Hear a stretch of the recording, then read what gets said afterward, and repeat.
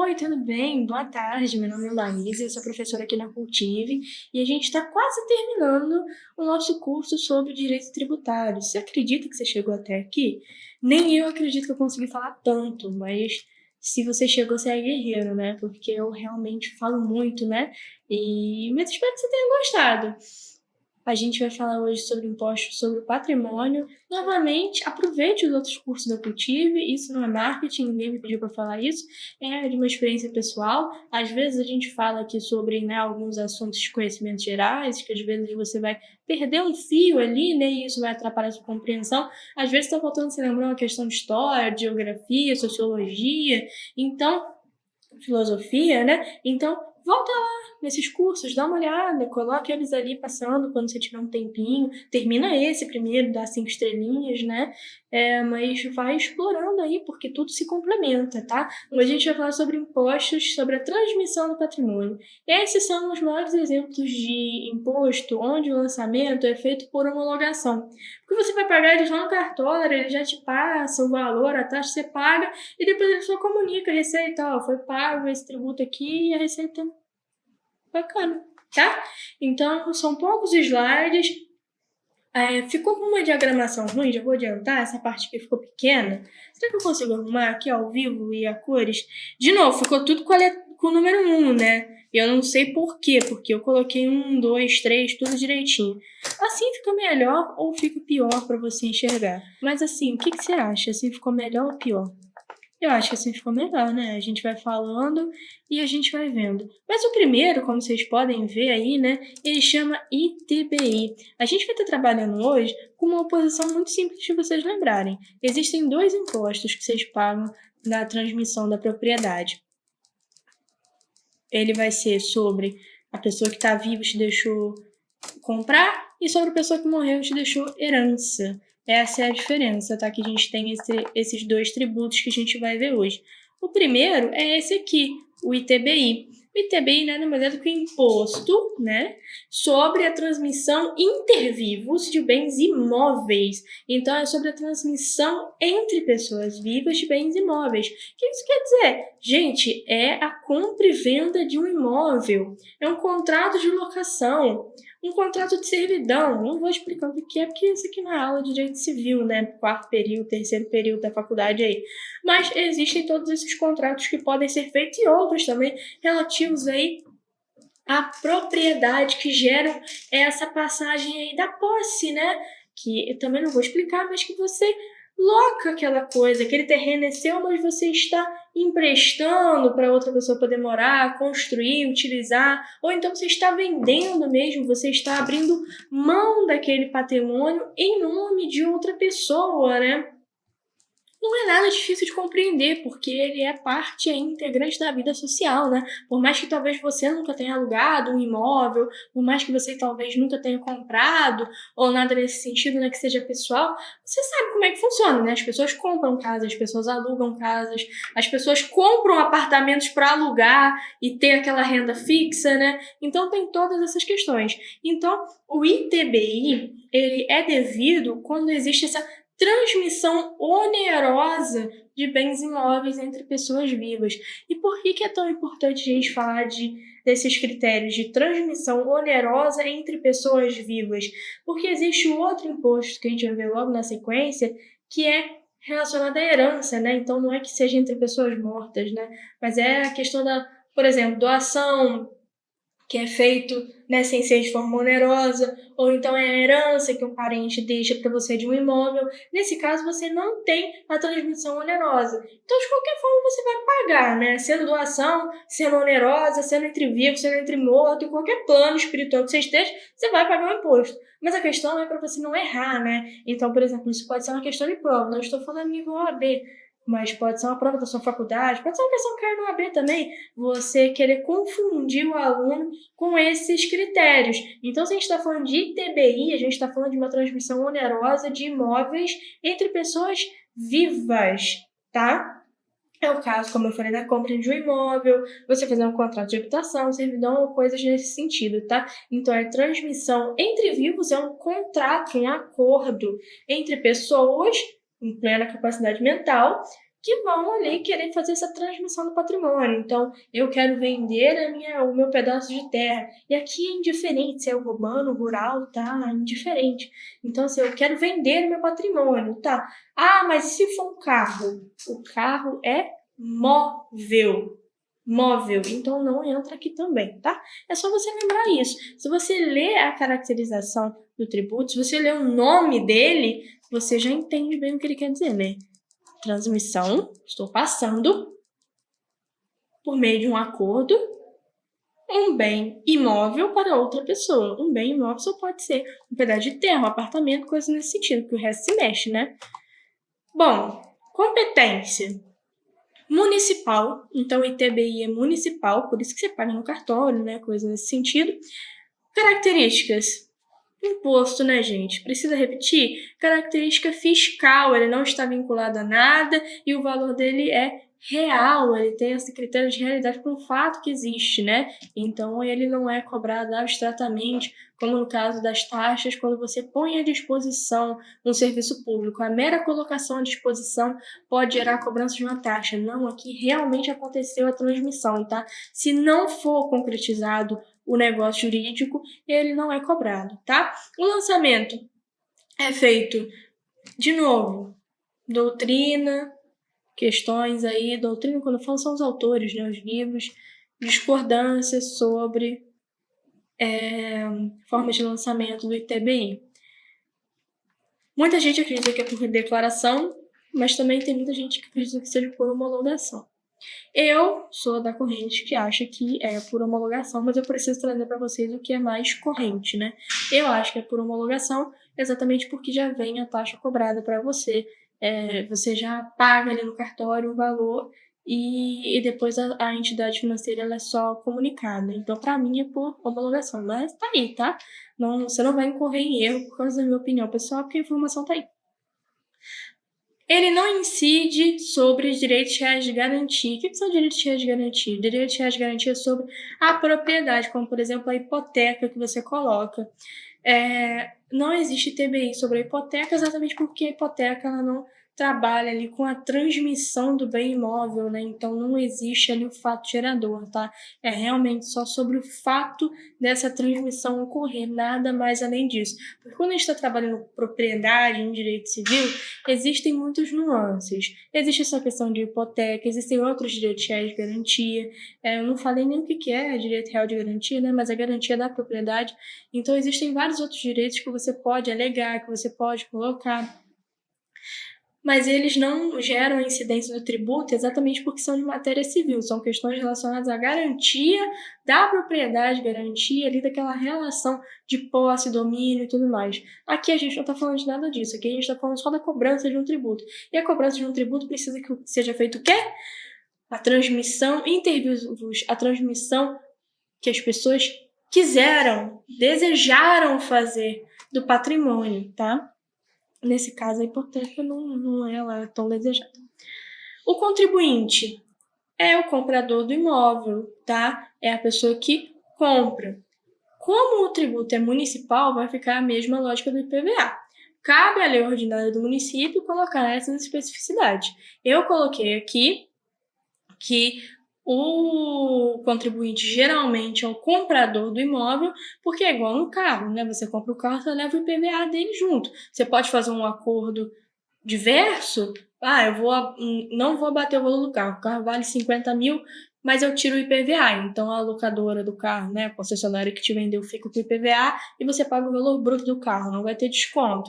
Ou então você leva o IPVA junto e ele abate os 50 mil o valor do carro. Então, tem todos esses negócios jurídicos que podem ser feitos, tá? Mas, nesse caso aqui, geralmente é o comprador do imóvel que vai fazer aí o papel de contribuinte, tá? Mas a lei municipal, ela pode falar qualquer outra coisa, como, por exemplo, estabelecer solidariedade entre comprador e vendedor. Então, se um não pagar, o outro vai ser obrigado a pagar. É uma lei municipal. E aí, como é que eu vou trazer a lei de todos os municípios do Brasil, né? A gente ia ter que ter 300 aulas só para isso. Então, não tem como. É só ter um pouco de senso comum. Quem é que vai pagar o imposto do ITBI sobre a transmissão? Quem está comprando. Porque, geralmente, esses encargos financeiros vêm com quem está pegando a coisa, né?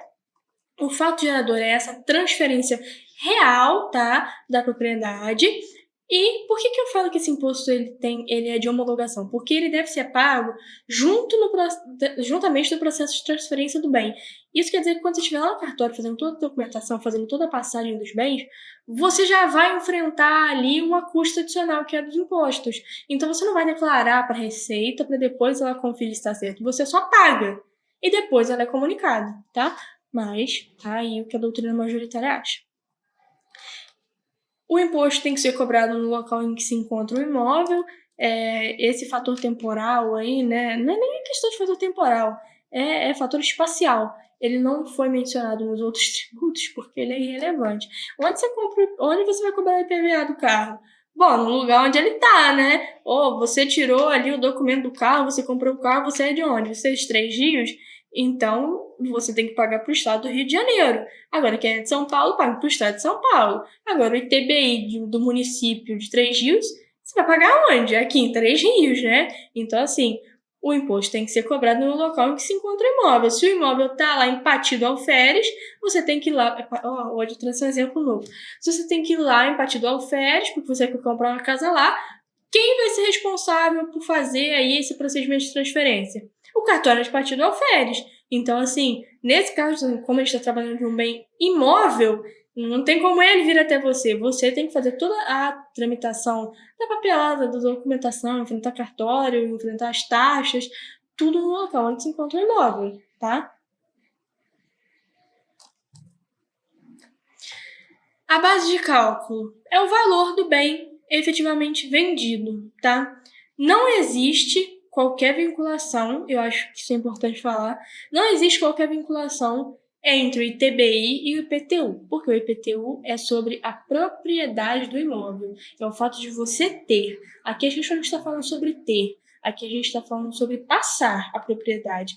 Passar. Então, IPTU eu tenho e isso me gera um encargo. No ITBI eu passo e isso me gera um encargo. Então, a propriedade ela vai para outra pessoa, ela não está comigo, tá? E geralmente o IPTU é pago pela pessoa que está no local. Então, é pago pela pessoa que está utilizando aquela propriedade. O ITBI ele vai ser cobrado da pessoa que está comprando, então é para onde ela vai, tá? O encargo vai junto.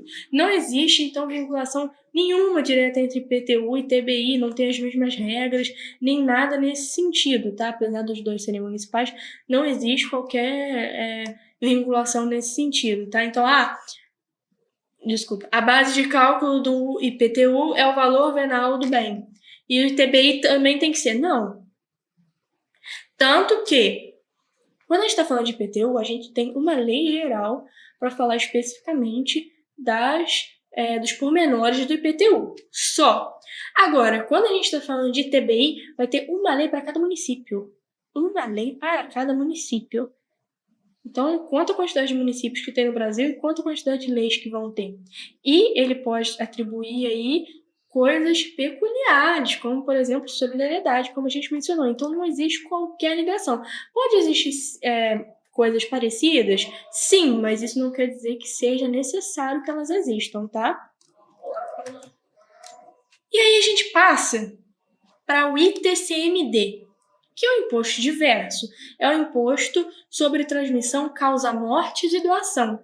Aqui, ou então a gente está falando do ITCMD de herança e doação. Por que não faz um imposto só? Porque um está falando sobre a transmissão que vem de um acordo de compra e venda, e aqui a gente está falando de situações que não tem nada a ver com compra e venda, doação e herança. Você recebe, assim, cai do céu na sua cabeça. E herança é coisa de rico, né? Eu nunca vi e eu tenho certeza que eu jamais receberia uma herança na minha vida. Eu vou ficar muito chocada se acontecer o contrário. Mas ninguém se pronunciou na minha família até ainda, então eu acho que eu vou ficar sem herança. Bom, diferente do ITBI, o ITCMD vai incidir aí sobre situações em que tem transferência não onerosa. E outra coisa, os bens aqui podem ser móveis ou imóveis. No ITBI, a gente tem umas características um pouco mais específicas que fecham o tipo tributário. Tem que ser uma transmissão entre pessoas vivas, querentes daquele negócio jurídico, né, que estão dispostos a pagar, porque ele é oneroso. e aquela transmissão não era necessária, né? Aqui na herança, por exemplo, você pode até recusar a herança, né? Mas você vai ser chamado para falar, ó, ganhou, hein? Tipo loteria. Enfim. Aqui a gente já tem uma situação completamente diferente. A gente está falando aqui de uma situação não onerosa, de bens imóveis ou móveis, tanto faz. É um carro, é uma casa, um cavalo, um saco de joias, tanto faz, qualquer coisa, tá? Nesse sentido, pode estar dentro do ITCMD, tá? Quando que ele vai ter que ser pago? Quando você tem a abertura da herança, que acontece quando morre a pessoa, né? Ou da doação. A doação vem da pessoa mesmo. Ah, então toda doação que você faz também tem imposto? Tem, gente, tem. Até a doação. Nem a sua solidariedade, sua generosidade está livre dos impostos, tá? A competência é estadual, então, diferente do ITBI, que é municipal, o ITCMD é estadual. De novo, imposto, não preciso falar nada, né? Não existe nenhuma justificativa para você cobrar imposto sobre herança. Caraca, a pessoa já tá ganhando a herança, já é difícil pra caralho no Brasil alguém ter bens para deixar a ponto de você chamar de herança, né? Geralmente a pessoa morre e deixa dívida, deixa ameaça de morte, deixa filho, você descobre que tinha amante com filho para trás, então a pessoa morre e deixa desgosto ainda em vez de saudade. Então, assim, não existe nada que justifique, assim, a necessidade de você cobrar um imposto sobre a herança, um imposto sobre doação. A pessoa está tentando ser generosa e você ainda vai, tributar ela. Não existe nada que justifique isso, a não ser as características fiscal do imposto, tá? A gente já falou sobre isso 50 vezes. De novo, lançamento por declaração, mas mesma lógica. O imposto, você não declara o imposto sobre a herança, ele é calculado para você. Já vem tudo prontinho. É uma tramitação que já é tudo entregue para você. Então, às vezes, é mais fácil você pensar na declaração de ofício ou por homologação. Eu não sei se vocês sabem, mas isso aqui não vai fazer diferença nenhuma na vida de vocês, não, tá? Ninguém vai perguntar nada disso para vocês. Isso aqui é só uma questão mesmo de matéria doutrinária, tá? Bom, imunidade. Não incide o ITCMD que vai ser doado ou vai, né, ser passado por herança aí, como navios e aeronaves. Você conhece alguém no Brasil que tinha uma herança onde foram deixados navios e aeronaves? Nem eu. Então essa imunidade aí, ela é... Faltam palavras para explicar. Ela também não incide sobre direitos reais de garantia, como a gente estava vendo ontem. Gente, tô morta no tempo, né? Não incide sobre direitos reais de garantia, como a gente estava vendo no ITBI. Quando a gente está falando sobre transmissão de patrimônio, seja ela de forma onerosa, inter vivos, ou seja, sobre causa-morte e doação de forma gratuita, a gente está falando de transmissão da propriedade, tá? A gente não está falando sobre matéria de direito civil. Então, esses direitos reais de garantia, o nome já fala, são direitos reais de garantia, são acessórios jurídicos civis. Então, sobre eles não incide qualquer tipo de matéria tributária, porque a matéria tributária, ela está preocupada em tributar a relação de passagem da posse, seja ela onerosa ou não, tá? Bom, o fato gerador é a transmissão do bem, quando se abre ali a herança, a sucessão ou a doação, tá? O contribuinte depende da redação da lei estadual, mas por uma questão de bom senso, geralmente quem vai pagar a herança é o herdeiro, né? Quem é que vai pagar a herança? O morto? Não, né? Então, assim, quem é que vai pagar a doação? A pessoa que está doando, né? Porque provavelmente a pessoa que está recebendo não tem nada, né? Senão não estaria precisando de doação. Então, pessoas nesse sentido, tá? A lei pode instituir entre eles solidariedade, todas essas questões, tá bom? Geralmente o contribuinte é o beneficiário da relação, menos no caso da doação, tá? Pode ser também, depende da lei estadual, é o que eu tô falando. Você precisaria abrir lei. Por isso que esses tributos não caem muito na OAB. Esses tributos que dependem de lei específica, a não ser o IPTU, eles não caem muito exatamente por essas peculiaridades, porque você precisaria saber, né?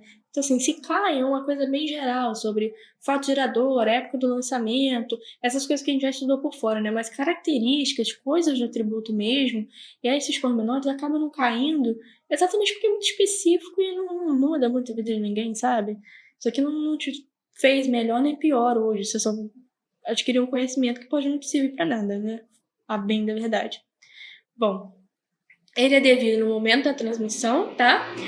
Será cobrado no caso do imóvel onde ele estiver e no caso do bem imóvel onde estiver sendo doado, onde estiver sendo feita a tramitação da herança, essas coisas, tá?